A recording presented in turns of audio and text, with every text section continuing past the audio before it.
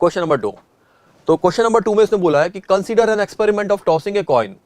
तो कहीं ना कहीं इसने प्रोबेबिलिटी स्टार्टिंग में दे दी। इसने क्या बोला है कि एक एक्सपेरिमेंट कंडक्ट किया गया है जिसमें एक कॉइन को टॉस किया गया है until the outcome of two consecutive tosses are same। मतलब या तो दो एक साथ हेड आ जाए या फिर दो टेल आ जाए।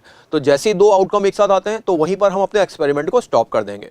अब आगे क्वेश्चन में क्या पूछता है वो, if the probability of a random toss resulting in head is 1/3। तो हेड आने की प्रोबेबिलिटी इसने 1/3 दे रखी है। तो यहां पर हमारे इक्वली लाइकली इवेंट्स नहीं है।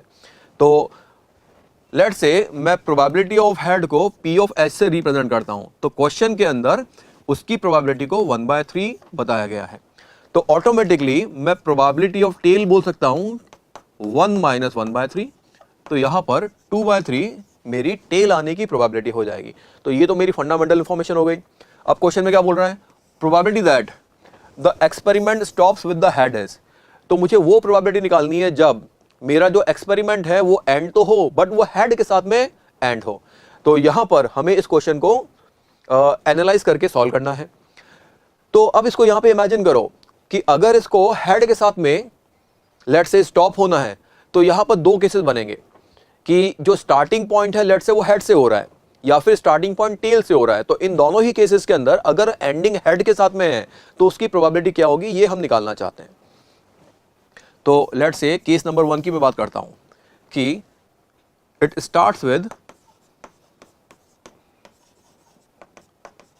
हेड। लेट से हेड से स्टार्ट होता है। तो हमारे यहां पर हमारे पास में यहां पे ऑप्शन क्या रहेगा, लेट से अगर ये हेड से स्टार्ट हुआ तो सेकंड भी हेड आ जाए तब तो ये स्टॉप हो जाएगा। और क्या रहेगा, लेट से ये हेड से स्टार्ट हुआ बट टेल इस बार टेल आ जाए। नाउ अब यहां पे दो हेड आ जाए तो ये स्टॉप हो जाएगा।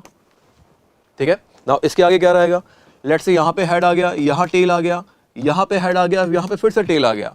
अब इसको स्टॉप होना है तो यहां पे हेड एंड हेड आ जाए। तो ये मेरी इनफाइनाइट सीरीज चलती चली जाएगी। तो अगर मैं इसकी प्रोबेबिलिटी निकालूं, इसको लेट से मैंने बोल दिया कि ये मेरा केस नंबर ए है। तो probability of A is nothing but probability of पहली वाली term plus probability of second वाली टर्म एंड सो। तो ये इनफाइनाइट सीरीज मेरे बनने वाली है। नाउ अब अगर मैं यहां पे बात करता हूं तो probability of head and probability of tail, हर एक एक्सपेरिमेंट की बात करें तो ये जो मेरा हर एक ट्रायल है ये बेसिकली इंडिपेंडेंट है। तो इनकी प्रोबेबिलिटीज मल्टीप्लाई हो जाएगी। तो it is probability of head whole square, this is probability of head whole square times probability of head into probability of tail. इसके आगे क्या रहेगा, प्रोबेबिलिटी ऑफ हेड स्क्वायर, ये तो हमेशा आएगा ही आएगा। इस बार probability of head into probability of tail, इसका स्क्वायर आ जाएगा एंड सो ये इनफाइनाइट तक चलने वाली है। ठीक है, तो इसकी वैल्यू क्विकली अपन कैलकुलेट करते हैं। तो केस नंबर ए, मैं प्रोबेबिलिटी ऑफ हेड के स्क्वायर को कॉमन ले सकता हूं। तो यहां पे क्या बन जाएगा 1 प्लस, अगर मैं probability of head and tail इनके प्रोडक्ट को लेट से आर बोलता हूं तो ये मुझे मिल जाएगा 1 plus R square till infinity. तो ये मेरी इनफाइनाइट जीपी का एक समीशन आ रहा है। तो यहां पे तो मैं बहुत इजीली अपना फॉर्मूला अप्लाई कर सकता हूं, प्रोबेबिलिटी ऑफ हेड का square divided by 1 minus probability of head into probability of tail. तो ये वाली वैल्यू कितनी आ रही है, क्विकली वैल्यूज पुट कर लेते हैं। तो प्रोबेबिलिटी ऑफ हेड मेरी 1/3 थी, तो 1/3 का square divided by 1 minus head की प्रोबेबिलिटी 1/3 एंड टेल की प्रोबेबिलिटी 2/3। ठीक है, तो इन वैल्यूज को अपन कैलकुलेट करते हैं। एलसीएम लेंगे तो यहाँ पे न्यूमरेटर का 9 डिनोमिनेटर के 9 से कैंसिल आउट हो जाएगा। तो यहाँ पर 9 - 2 इज 7। तो 1/7 मेरी हेड के पहले वाले केस की प्रोबेबिलिटी है। पहला वाला केस क्या था, जब हम हेड से स्टार्ट कर रहे हैं। ठीक है, केस नंबर 2, लेट्स से हमारा एंड तो हेड पे हो रहा है बट स्टार्टिंग टेल से हो रही है। तो starts with tail, starts with tail. ठीक है, तो यहां पर सिनेरियो क्या बनेगा, लेट्स से इसको मैंने केस बी बोल दिया। तो मेरे पास में केस बनेगा, अगर यहां पे टेल आया तो हेड पे हेड फिनिश होने के लिए अब यहां पे दो हेड आ जाए, या फिर यहाँ पे टेल आया, यहाँ पे हेड आया, इस बार फिर से टेल आ जाए और इस बार 2 हेड आ जाए। Similarly tail head, tail head, tail head और हेड आ जाए, अगेन ये इनफाइनाइट जीबी बनने वाली है, ठीक है। तो इसकी प्रोबेबिलिटी कितनी हो जाएगी? तो अगेन आप यहां पे देखोगे तो प्रोबेबिलिटी ऑफ हेड का स्क्वायर तो अभी भी वापस बाहर आने वाला है। यहां पे कितना बनेगा? Probability of tail plus probability of tail times probability of tail into probability of head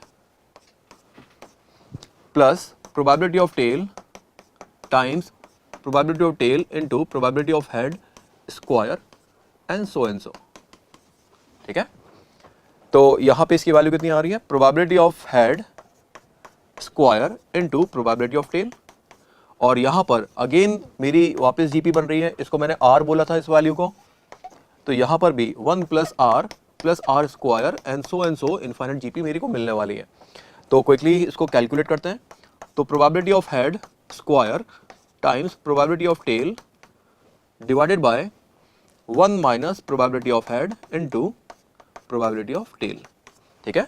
values put करें अपन यहाँ पे, तो this comes out to be 1/3 का square into this is 2/3 divided by 1 minus 2/3 square, ठीक है। तो इसको क्विकली कैलकुलेट करते हैं। तो नीचे तो मुझे 7 दिख रहा है एंड तो 2/7 इंटू 3 इज 21, ठीक है।